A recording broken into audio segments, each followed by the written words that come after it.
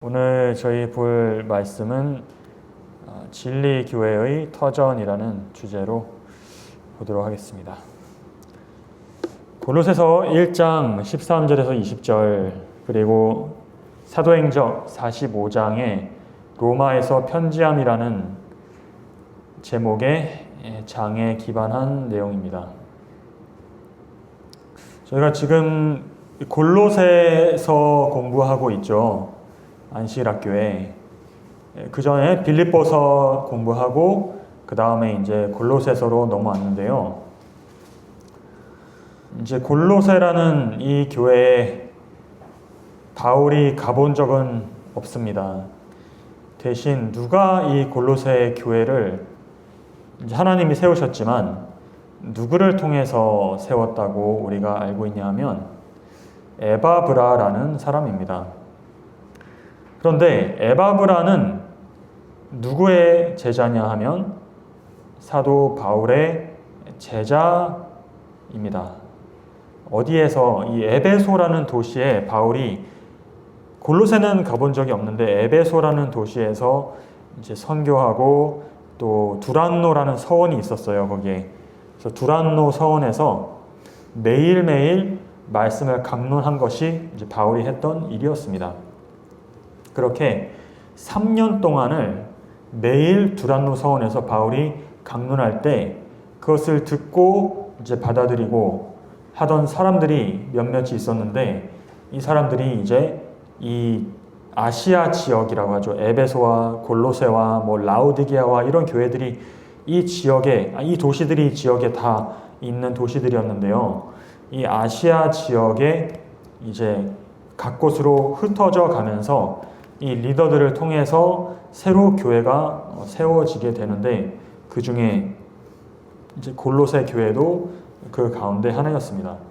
그래서 에바브라라는 사람이 두란노 서원에서 아마도 에베소에서 이 바울의 가르침을 받아서 160km 정도 떨어진 곳입니다.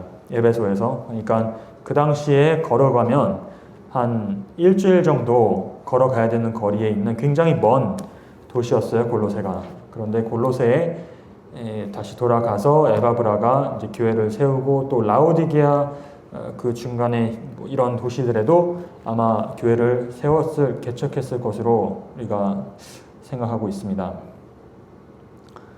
그런데 골로새에서 이제 바울은 한 번도 그 사람들을 본 적이 없지만 거기에 대해서 바울이 관심을 늘 가지고 있었던 것입니다. 에바브라를 통해서 그곳의 교인들이 어떤 사람들인지, 어떤 교회가 어떻게 지금 되고 있는지, 그 지역 사람들은 어떠한지 이런 것들을 바울이 아마 자세하게 들었던 것 같아요. 그런데 골로새 교회에 이제 문제가 아마 생긴 것도 바울이 알았을 것입니다. 이제 신생교회죠, 골로새 교회가. 그래서 생긴 지 얼마 되지 않았고 이 교인들도 저희가 교회에 지금 뭐 20년, 30년, 40년, 50년 이렇게 있는 것과는 비교되게 여기 골로새 교인들은 아마 그렇게 오래된 사람들이 아닐 겁니다. 그런데 이 새로 생기는 교회를 사단이 이제 공격을 할 때 어떤 식으로 공격을 하는지 두 가지 큰 방법이 있는데요. 자, 무엇일까요? 첫 번째는 마태복음 24장에 나오는 내용입니다. 24장 9절과 10절에 보면 자, 그때 사람들이 너희를 환난에 넘겨주겠다. 너희를 죽일 것이다. 그리고 모든 민족에게 미움을 받을 것이다. 그렇게 환난에 핍박에 빠지게 되면 많은 사람들이 서로 시험에 빠지게 됩니다. 그 환난으로 인해서. 그래서 그 시험에 빠진 결과로 이 교회가 어떻게 될까요? 환난과 핍박을 받은 교회는 10절의 마지막 부분에 보면 서로 미워하는 일이 일어나게 됩니다. 핍박하면은 그냥 감옥 가고 그냥 나만 힘든 줄 알았는데 교회에 굉장히 안 좋은 영향을 미치는 것이 무엇이냐면 옥에 갇히는 것보다 더 안 좋은 결과가 무엇이냐 보니까 서로 미워하겠다 이렇게 나와 있습니다. 핍박과 환난을 당하면. 광야의 사람들 그때 애굽에서 나와서 걸어갈 때 갈 길이 힘들잖아요. 사막, 그리고 먹을 것 마실 것 없고 땡볕에서 끝이 나지 않는 이 여정을 계속 걸어갈 때 그때 그들이 무슨 시험에 빠졌습니까? 그런 환난을 당할 때. 또는 애굽에서 모세가 들어갔는데, 자, 모세가 바로에게 들어가서 말했죠. 이 백성을 나가게 하라고 했더니 바로가 백성들을 어떻게 해요? 더 심하게 핍박했던 내용이 나와 있죠. 그때 백성들이 어떻게 했습니까? 그 환난과 핍박을 당할 때 모세를 미워했어요. 그 사람들이 모세에게 원망하고 불평하고. 그런데 그 모습이 똑같이 또 반복되는 게 이제 광야에 나가서 힘들어지니까, 몸이 힘들어지니까 이제 이 인내심이 바닥에 나면서 모세에게 손가락질하고 하나님에게 원망하고 했던 그런 역사가 바로 여기 마태복음 똑같이 반복이 됩니다. 이 교회에도 또 마지막 때에도 마태복음 24장에 보면 환난에 넘겨질 때 우리가 시험에 드는 것이 무엇이냐, 서로 이 연약한 몸과 마음이 연약해져 있을 때 서로 미워하게 되기 쉽다라는 이 말씀이죠. 초대교회의 굉장히 치명적인 부분입니다. 오늘날도 마찬가지지만, 왜냐하면 초대교회의 특징이 무엇이었어요? 연합이었습니다. 연합과 서로 사랑하고 삶을 나누고 했던 모습이 이제 사도행전 2장에 나와 있어요. 그 모습이 아마도 가는 교회마다, 이 복음이 닿는 곳마다 사람들의 마음을 변화시키면서 그들로 하여금 이 사랑 안에서 연합하고 하나 되게 했던 그 힘이 바로 이 초대교회의 능력이었습니다. 그래서 이것을 빼면 그들이 가진 게 아무것도 없죠. 사실은 뭐 이 세상에서 그들이 가진 게 없습니다. 하늘에서 내려오는 이 사랑 외에는 그들에게 어떤 보물도 있지 않아요. 그런데 이 교회를 그러면은 쓰러뜨리는 거는 사실은 핍박이나 환난이나 칼 그 자체가 아니라 그 결과로 인해서 사람들이 시험에 빠지게 되고, 시험에 빠진 결과로 여기에 서로 미워하기 시작할 때 이 교회가 능력을 잃어버리기 시작하는 것입니다. 교회 건물이 부서져서가 아니고, 교회 몇몇 사람들이 감옥에 교인들이 갇혀서가 아니고, 심지어 처형장에 끌려가서가 아니고요. 교회에 남아있는 사람들이 서로 미워하게 만드는 것이 이제 사단이 목적하는 바로 그 바였던 것이죠. 이 환난의 시험이 집중적으로 당했던 교회가 얼마 전에 우리가 보았던 빌립보 교회였습니다. 그래서 빌립보 1장 28절 29절 여기에 보시면 바울이 뭐라 그러냐면요. 무슨 일이든지 대적하는 자들 때문에 두려워하지 아니하는 이 일을 듣고자 함이라. 그래서 그들을 대적하는 자들, 핍박하는 자들에 대해서 여기에 얘기를 하고 있죠. 그래서 29절에 그리스도를 위하여 너에게 은혜를 주신 것은 다만 그를 믿을 뿐 아니라 또한 그를 위하여 고난도 받게 하려 하심이라. 이게 빌립보 교회의 어떤 상황이었던 거죠. 그 결과로 이제 3장 18절 18절에 보시면 여러 사람들이 그리스도의 십자가의 원수로 다시 되돌아갔다, 그런 말이 나옵니다. 그런데 골로새 교회의 문제는 어떤 것이냐? 핍박에 대해서 골로새서를 읽어보면 많이 얘기를 하지 않습니다. 자, 예수님이 마태복음 24장 아까 9절과 10절에 첫 번째 환난이 올 때 너희가 그들이 서로 잡아주고 서로 미워하겠다라고 나와 있었잖아요.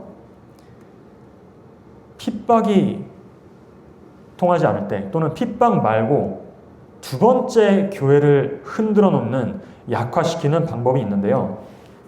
어찌 보면 핍박보다 핍박만큼 직접적으로 공격하는 건 아니지만 어쩌면 그것보다 더 치명적일 수 있는 사단의 공격이 무엇이냐 하면 마태복음 24장 11절에 보면 거짓 선지자가 많이 일어나서 많은 사람을 미혹할 것이다. 그 결과로 12절에 무슨 일이 벌어져요? 무엇이 성하냐 하면 불법이 성하게 됩니다. 하나님의 계명을 폐하는 일, 불순종하는 일들이 일어나게 돼요. 하나님의 계명을 불순종하는 것이 요한일서 3장 4절에 보면 그게 바로 죄라고 나와 있습니다. 죄악이 성한다는 것과 똑같은 말이에요. 이게 세상에는 뭐 당연한 것이고 거짓 선지자는 근데 주로 교회 안에서 활동하잖아요. 그래서 교회 안에 이 거짓 선지자들이 들어와서 활동하기 시작하면서 사람들의 마음과 생각을 미혹하게 되면 거짓 가르침으로 그 결과로 불법과 죄악이 교회 안에서 이제 번성하게 됩니다. 그래서 최종 결과는 아까 환난의 핍박의 결과와 똑같은데요. 바로 많은 사람의 사랑이 식어지겠다. 자, 초대교회의 능력이 어디서 나오냐? 사랑에서 나오잖아요. 그런데 그 서로를 향한 사랑과 하나님을 향한 사랑이 식어지면 이 교회는 아무리 비싼 교회 건물을 가진다 할지라도 아무리 교인들이 구름대처럼 몰려든다 할지라도 그 속에 사랑이 식어지면 그 교회는 더 이상 하나님이 계시는 그런 교회라고 부르기가 힘들겠죠. 그래서 광야에서도 보면 이제 힘들기 때문에 불평할 때도 있지만 두 번째 그들이 시험에 빠지는 경우가 무엇이었어요? 사단이 발람 같은 사람을 보내죠. 발람 선지자를 보내서 그들로 하여금 우상 숭배와 간음죄를 범하게 합니다. 발람은 선지자였어요. 하나님의 원래 선지자였는데 변절함으로써 그가 거짓 선지자가 된 것입니다. 그 결과로 수많은 사람들이 죽을 수밖에 없는, 희생당할 수밖에 없는 이 사랑이 식어지는 그런 결과를 그 광야 교회에 광야로 나왔던 이스라엘 백성에게 그런 결과들이 일어났던 것입니다. 또 그 안에 또 다른 일도 있었죠. 반역자들이 일어나서 고라라는 사람 기억나십니까? 고라와 그의 어떤 무리들이 일어나서 근데 그 고라라는 사람이 다름이 아니라 제사장 레위 백성이었거든요. 그래서 어떻게 보면 약간 선지자와 같은 그런 역할과 위치를 어느 정도 담당하는 사람이었던 것 같습니다. 근데 그 사람이 이제 모세를 대항해서 일어났던 것인데 모세의 어떤 지도력이나 그런 것에 의문을 제기하고 이의를 제기하는 사람이었죠. 그 사람이 뭐 사람들을 칼과 채찍으로 핍박한 것은 아닙니다만 그 입에서 나오는 말, 그 거짓 선지자의 거짓된 말로 인해서 많은 사람들이 또 미혹되게 되고 거기에 원망과 불평과 시기 질투가 일어나면서 이 무리의 사랑이 식어지는 그런 결과를 가져왔던 것입니다. 그래서 일단 이렇게 크게 두 가지예요. 사단이 교회를 공격하는 방식이 환난과 핍박이나 아니면 거짓 선지자, 거짓 가르침. 그게 바로 골로새 교회의 이제 문제점이었습니다. 골로새 2장 8절에 보면 누가 철학과 헛된 속임수로 너희를 노략할까 주의하라. 이것이 사람의 유전과 세상의 초등학문을 쫓으며 그리스도를 쫓음이 아니니라. 세상의 학문과 반대되는 게 하늘의 학문이잖아요. 그게 그리스도라는 것입니다. 그리스도를 쫓지 못하게 만드는 이런 여러 거짓 가르침들이었어요. 그게 골로새 교회의 문제점이었습니다. 뭐 여러 가지가 있었죠. 이제 그런 얘기들이 이제 골로새 2장에 보면은 쫙 나오는데요.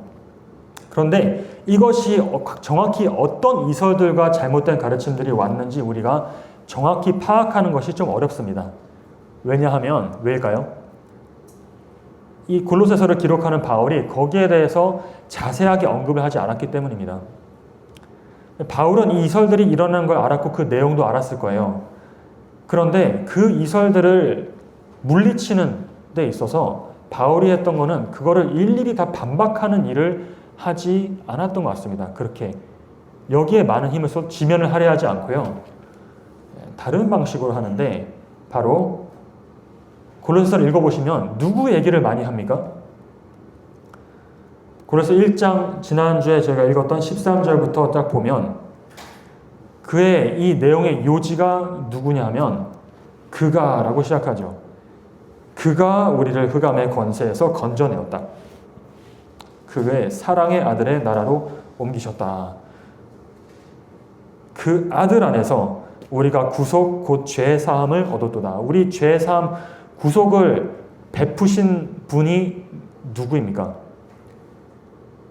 예수님이죠. 예수 그리스도죠. 그는 보이지 아니하신 하나님의 형상이요 모든 창조물보다 먼저 나신 자니 만물이 그에게 창조되되. 자, 그분은 구속을 해주신 분이기도 하지만 무엇도 하신 분이요? 창조하신 창조주 하나님으로 예수님입니다.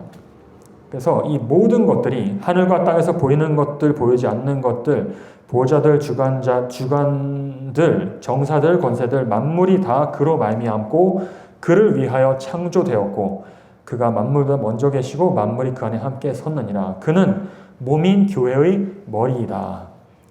당신들의 머리가 누구인지 다시 기억을 하도록 되살려주고 있죠. 그가 근본이요 죽은 자들 가운데서 먼저 나신 자니 이는 친히 만물의 으뜸이 되려 하시며 그래서 그의 십자가의 피로 화평을 이루사 그로 말미암아 자기와 화목해 되기를 기뻐하심이라. 1장 서두부터 누구에 대해서 얘기를 하네요? 예수님에 대해서 얘기를 하고 있죠. 이 모든 이설들을 일일이 논박하지 않습니다. 바울이 누구를 그들에게 제시하느냐? 예수님을 제시하고 있습니다. 왜 그 원리가 무엇이냐 하면요. 사랑이 식어질 위험에 처해 있잖아요. 거짓 가르침으로 인해서. 사랑이 식어지면 서로 사이가 이렇게 멀어지게 됩니다. 여기 이제 검은 점들 보이시는 것이 그 교회 구성원들을 이제 이렇게 표현을 한 거예요. 검은 점들 보이시죠?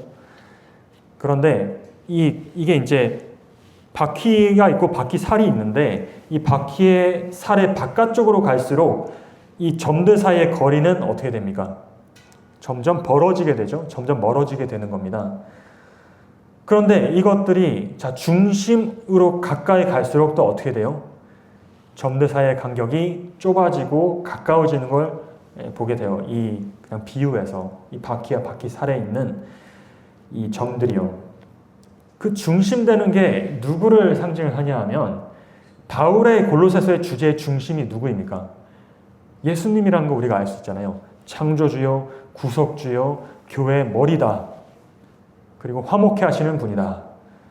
모든 것이다. 이렇게 얘기를 하는데 그래서 예수님을 계속 가리키는 것이 바울이 서신에서 하는 이 주된 내용의 이 요지입니다. 무엇을 알기 때문이에요? 그들이 왜 멀어졌다는 걸 바울은 알아요? 예수님을 기억과 시야에서 놓쳐버렸기 때문에 그들 사이에 사랑이 식어지고 멀어지는 것입니다. 예수님을 못 보게 한 것이 무엇이냐면 바로 거짓 이설들 가르침들이었던 거죠. 그것이 예수님을 대체하게 되고 예수님을 가리게 될 때 세상의 초등학문이라 그랬잖아요. 다른 말로 하면 초등학문을 다른 말로 하면은 이건 좀 예의 차린 표현이지만 그냥 우리의 일상 언어로 하면 무엇입니까? 초등학문은 어떤 학문이에요? 유치한 학문이죠. 유치한. 무엇과 비교해서? 이 하늘의 학문, 하늘의 가르침과 비교했을 때 아주 유치하고 인간적이고 세상적인 육에 속한 그런 가르침들이다. 모습은 하늘의 가르침처럼 성경의 가르침처럼 하고 있지만 그것이 다 너희를 속이기 위해서 만들어진 궤변이고 철학이고 그런 것들인데 이게 굉장히 교묘하기 때문에 사람이 잘 속아 넘어가요. 옛날에 하와가 속아 넘어갔던 것처럼 이 광야에 나가서 맨날 속아 넘어갔던 것처럼 골로새 교회도 초대 교회 성령을 받았죠. 그런데 속아 넘어갑니다. 오늘날 우리는 어떻게 했어요? 마지막 때가 되어서 이 미혹하는 능력이 극에 달했을 때 얼마나 이 속이는 능력이 더 교묘해지고 우리의 생각을 쉽게 파고들겠습니까? 근데 이런 파고드는 것이 우리가 이론을 따져가지고 뭐 논쟁해서 누가 맞고 누가 틀리고 이런 거를 지금 말하려고 하는 게 아니에요. 바울이 그런 함정을 바울이 지금 피해가는 거죠.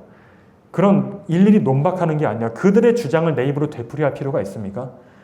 그렇게 할수록 그게 더 강해질 뿐입니다. 그래서 그렇게 논박하지 않고 그냥 바로 정답으로 들어가는데 예수님을 그들에게 다시 제시해 주는 거죠. 바울이 처음에 전했던 예수님, 창조주 하나님이고 구속하신 분이고 교회의 머리, 우리의 삶의 머리다. 이것을 그들에게 알려줄 때 이런 모든 거짓 가르침들은 저절로 그것이 그 빛 아래서 오류인 것이, 거짓인 것이 드러날 것이기 때문에 우리가 할 일은 오류를 일일이 논박하는 게 아니라 진리를 제시해 주는 것이 이 바울이 했던 일, 또 우리에게 오늘날 필요한 일이라고 할 수가 있습니다. 왜냐하면 예수님을 그 진리죠. 예수님은 진리이시기 때문에 그 진리를 우리가 다시 볼 수 있게 되면, 그 진리가 곧 예수님인데 그 예수님을 볼 수 있게 되면 자연스럽게 그 점들 사이의 거리는 가까워질 수밖에 없다는 그 원리를 바울이 너무나 잘 알고 있기 때문에 이렇게 이 접근을 택한 것입니다. 그렇게 되면 이제 이 율법이죠. 마태복음 22장 37절부터 보면 내 마음을 다하고 목숨을 다하고 뜻을 다하여 주 너의 하나님, 여기 예수님을 넣어도 됩니다. 예수님을 사랑하라 하셨으니 이것이 크고 첫째 되는 계명이요. 그 다음에 저절로 둘째도 그와 같으니 내 이웃을 내 몸과 같이 사랑하라 하셨으니 이 두 계명이 온 율법과 선지자의 강령이다. 그래서 빌립보 교회 핍박을 통해서 예수님을, 핍박도 똑같습니다. 하는 것을 보면은 우리가 핍박에 정신없이 얻어맞다 보면 예수님을 시야에서 놓치게 됩니다. 광야에서 그랬던 것처럼 이 빌립보 교회도 그런 위험에 처했기 때문에 바울이 여기에 대해서 답변이 무엇이었어요? 이 핍박을 이기는 방법을 알려주었고요. 빌립보 교인들에게는. 골로새 교인들에게는 이설이 들어왔기 때문에 그 이설을 대응하는 방법을 그들에게 지금 가르쳐주고 있는 것입니다. 핍박은 마치 큰 건물을 무너뜨릴 때 물리적인 충격을 한번 땅 하고 가하면 그 벽이 와르르 무너질 수도 있잖아요. 그렇게 단번에 무너뜨리려고 하는 그런 위협이라면 이설은 좀 무엇과 비교할 수 있을까요? 물리적인 충격을 가하는 건 아니지만 화학적으로 그 안에 철근과 기초들이 부식되게 만드는 것입니다. 그래서 스스로 점점 시간이 갈수록 약화되고 안에서부터 스스로 파괴되는 거예요. 외부에서 어떤 위험이 오는 게 아니라, 공격이 오는 게 아니라 안에서부터 썩어가게 만드는 것이 바로 이 이설과 거짓 선지자들 가르침들이었던 것입니다. 그게 더 치명적일 수 있다는 거죠. 빌립보 교회는 오히려 물리적인 충격을 받으면 더 마음을 다시 잡고 하나님을 붙들지도 모릅니다. 그런데 이 화학적, 이 안에서부터 썩어가는 거는 나도 모르는 사이에 여기에 내가 넘어간지도 모르고 넘어갈 수 있는 굉장히 치명적인 이 사단의 공격 방식이죠. 재림교회는 오늘날, 그래서 골로새 교회가 연약해지고 빌립보 교회가 연약해질 때 바울이 거기에 적절한 메시지를 그들에게 보냈었는데요. 빌립보 교회는 어떤 메시지를 보냈죠? 이 핍박과 환난으로부터 그들이 다시 믿음을 지킬 수 있는 방법이 무엇이었습니까? 이거 우리가 꼭 기억하고 넘어가야 되는데, 빌립보서 4장 6절, 우리 기억절 6절 7절에 있었죠. 어떻게 하면 이 핍박 가운데서 우리가 살아남을 수 있을까요? 교회가 다시 강하게 될 수 있을까요?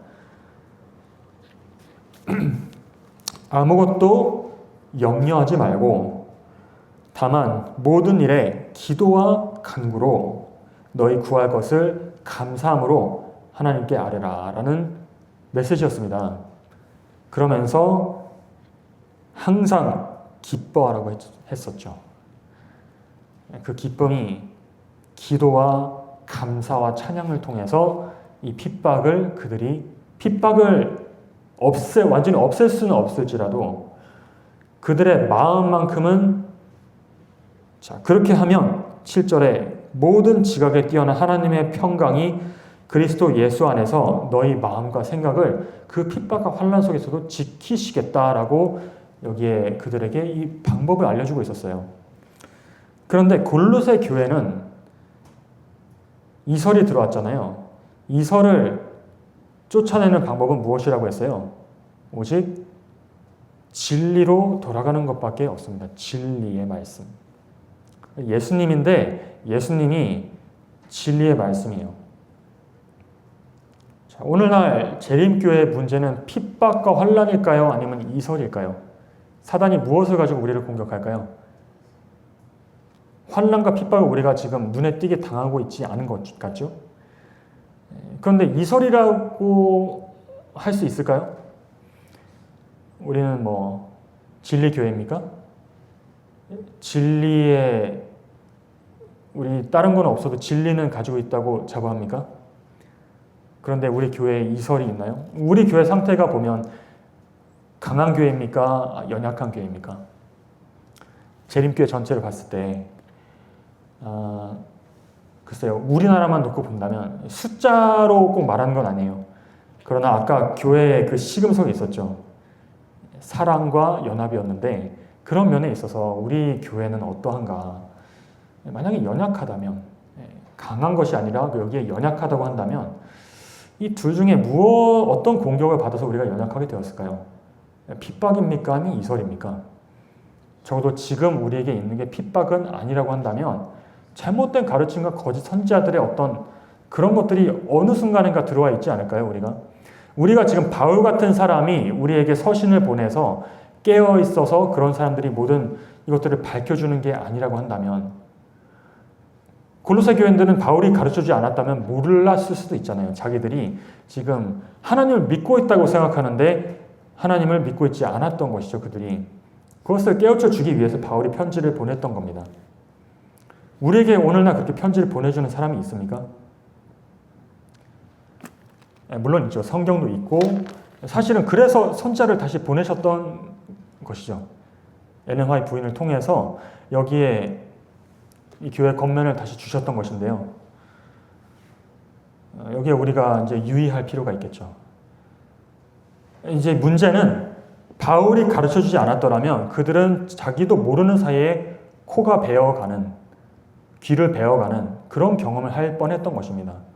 오늘날 우리도 이 보낸 가르침에 유의하지 않는다면 우리도 모르는 사이에 코를 베어가고 귀를 베어갈 수 있다는 거죠.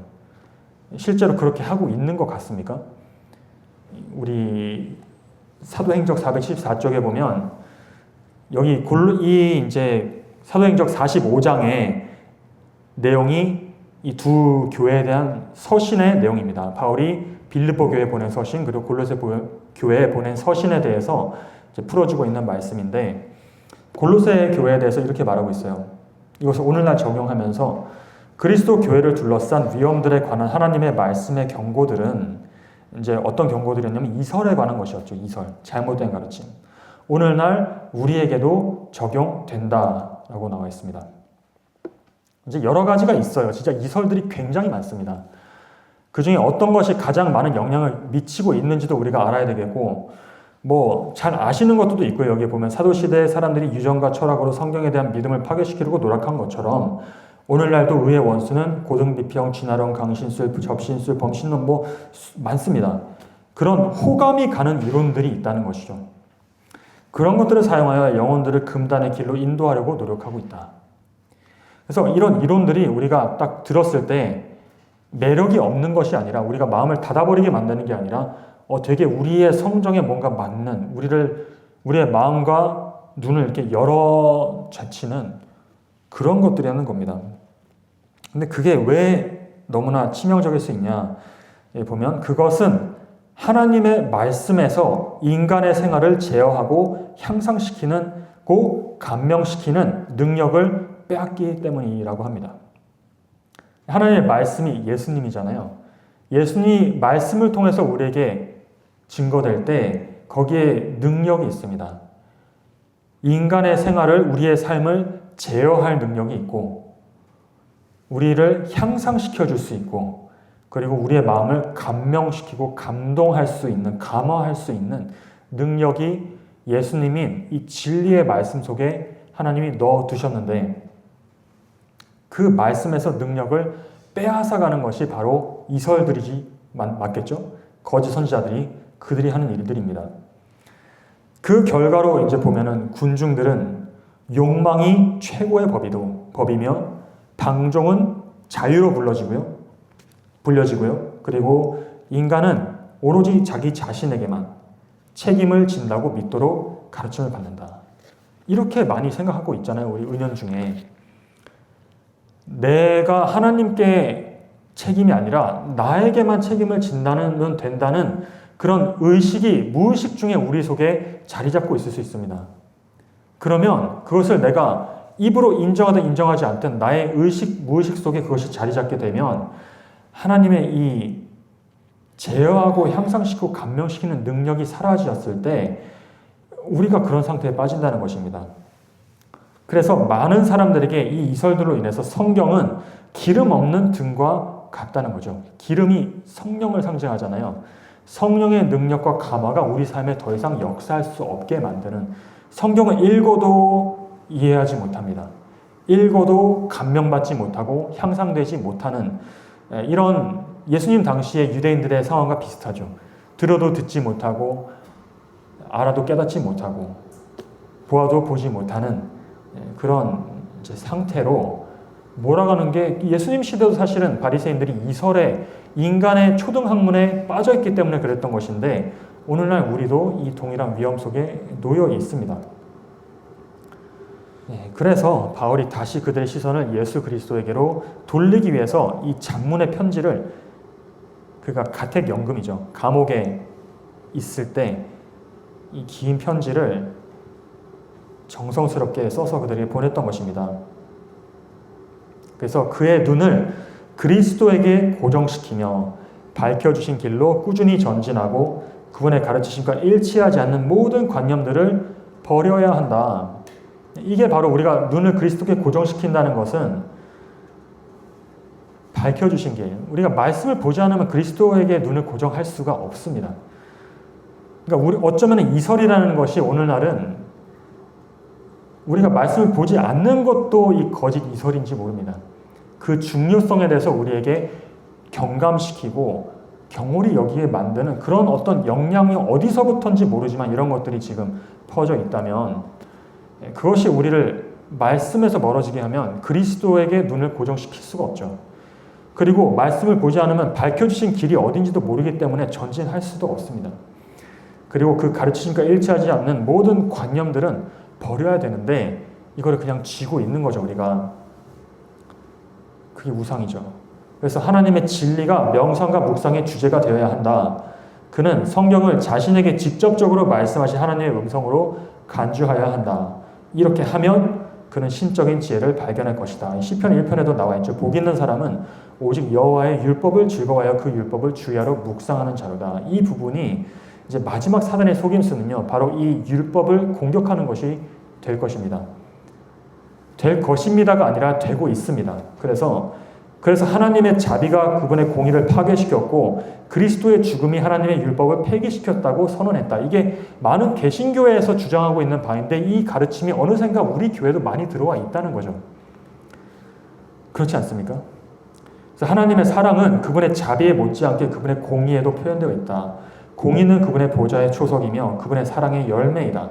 진리와 공의로부터 자비를 분리시키려는 것이 사단의 목적인데 교회 밖에서만 하는 게 아니라 우리 교회 안에서도 이 일을 자행하고 있을 수 있겠죠. 그렇게 했을 때 이 율법을 파괴시키면 결국 무엇의 효력과 능력을 빼앗아가요? 율법 때문에 있어야만 했던 게 무엇입니까? 십자가거든요. 십자가를 율법을 없이 얘기를 할 수가 없어요. 그래서 율법을 폐하게 되면 십자가의 능력과 효력이 사라지게 됩니다. 그리고 그 율법을 제정하신 분에 대한 우리의 책임도 같이 사라지게 됩니다. 그게 사단이 교묘하게 들어와서 마치 예수님을 높이는 것처럼 들어왔잖아요. 자, 십자가에서 율법은 폐했다고. 십자가를 높이는 얘기 같죠. 그런데 사실은 그것이 거짓말이었다는 거예요. 왜냐하면 그 결과로 십자가가 오히려 폐해지기 때문입니다. 율법을 폐하면 십자가가 높여질 줄 알았다고 우리는 생각했는데 왜 자비와 공의가 반대된다고 생각해서. 그런데 율법을 폐하니까 십자가가 같이 설 이유가 사라진다는 거죠. 만약 율법을 변경시키거나 폐기시킬 수 있었다면 그리스도께서 죽으실 필요가 없었을 것이다. 그래서 우리가 오늘날 이 교회에 이게 이제 마지막 때 사단이 갖고 오는 속임수라고 하는데 저는 이게 밖에 해당되는 말이라고 생각했었는데 어떻게 보면은 이 거짓 가르침이잖아요. 거짓 선지자가 마지막 때 이게 우리 교회에 어느샌가 많이 스며 들어와 있어서 우리의 영적인 능력과 이 깨어 기도하는 우리의 이 태도와 진리에 대한 사랑을 우리 마음에서 빼앗아가고 있다는 것일 수도 있어요, 지금.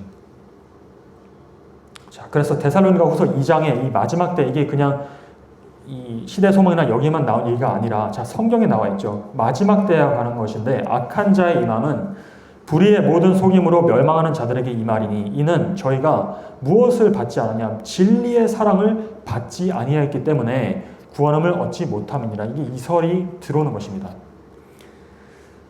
그래서 하나님이 이제 이들이 유혹을 저희 가운데 역사하게 하사 거짓 것을 믿게 하심은 진리를 믿지 않고 불의를 좋아하는 모든 자로 심판을 받게 하려 하십니다. 스스로 심판을 자초하는 것이죠, 사실은. 하나님은 구원하고자 하시는데, 그래서 여기에 성령의, 하나님께 감사할 것은 하나님이 처음부터 너희를 택하사 성령의 거룩하게 하심과 진리를 믿음으로 구원을 얻게 하심니, 이게 유일한, 우리가 이 교회가 강해지고 우리의 삶이 이 시험으로부터 보호받는 유일한 비결이 무엇을 받았냐, 진리의 사랑을 받을 때 우리가 곧 예수님에 대한 사랑을 받게 되는 것입니다.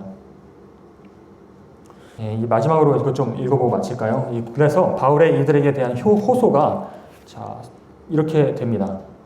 9절에 읽어보겠습니다. 시작. 이로써 우리도 듣던 날부터 너희를 위하여 기도하기를 그치지 아니하고 구하노니 너희로 하여금 모든 신령한 지혜와 총명의 하나님의 뜻을 아는 것으로 채우게 하시고, 이게 골로새 교회를 향한 바울의 가장 바라는 간구였던 것입니다. 지혜와 신령한 지혜와 총명과 하나님의 뜻을 아는 것이 너에게 너무나 필요하다. 그래야지만 이 이설이 난무하는 가운데서 너희가 10절에 보면 주께 합당히 행할 수가 있고 범사에 기쁘시게 할 수 있고 모든 선한 일에 열매를 맺게 하시며 하나님을 아는 것에 자라나게 하실 것이기 때문에 그렇다는 것이죠. 그래서 저희가 올해 한번 개인적으로 혹시 말씀을 이렇게 보고 계신다면 그것을 계속 보시고 묵상하시는 가운데 여기에 나오는 신령한 지혜와 총명과 하나님의 뜻을 아는 이런 경험 가운데로 여러분이 계속 들어가시기를 간절히 바라고요. 그런데 만약에 개인적으로 지금 이렇게 말씀을 내가 접하는 그런 기회가 지금 없는 상태이다. 그렇다면 이런 것들을 좀 기회를 좀 제공을 해드리고 싶습니다. 내가 이거를 매일매일 어느 정도의 분량을 좀 이렇게 매일매일 읽어 나가면서 묵상하면서 거기에서 좀 우리의 마음과 생각을 그것으로 무장하고 예수님께 가까이 나아갈 수 있는 그런 좀 활동들을 우리가 좀 해야 되는데요. 이거를 강요할 수는 없지만 만약에 그것을 하나님께서 우리의 마음속에, 여러분의 마음속에 이거를 꼭 올해 좀 하기를 원하는 그런 마음을 넣어주셨다면 이것을 좀 혼자 하기가 힘들면 같이 진도를 나가면서 읽고 또 말씀을 읽은 것 가운데서 좀 나누고 이런 시간들을 저희가 올해 좀 가지면 너무 좋을 것 같은데요. 그래서 제가 이제 그 원하시는 그 이름 좀 적으실 수 있는 종이를 준비를 했으니까 이걸 한번 생각을 해보시고 오늘이나 아니면은 안식일에 주말이라도 좀 생각해 보시고 여기에 동참해 주시면 저는 확신하건대 하나님께서 그 말씀을 통해서 우리에게 하늘의 지혜와 총명을 주실 것이고 그 능력으로 인해서 우리가 하나님의 뜻에 합당하게 행할 수 있는, 기쁘시게 할 수 있는 그런 사람들이 된다면, 그런 사람들이 모여서 우리 교회를 이룬다면요, 우리 교회가 훨씬 이전보다 강해지고 이설이나 핍박에 흔들리지 않는 그런 능력 있는 교회가 될 것이라고 확신합니다. 말씀 마치겠습니다.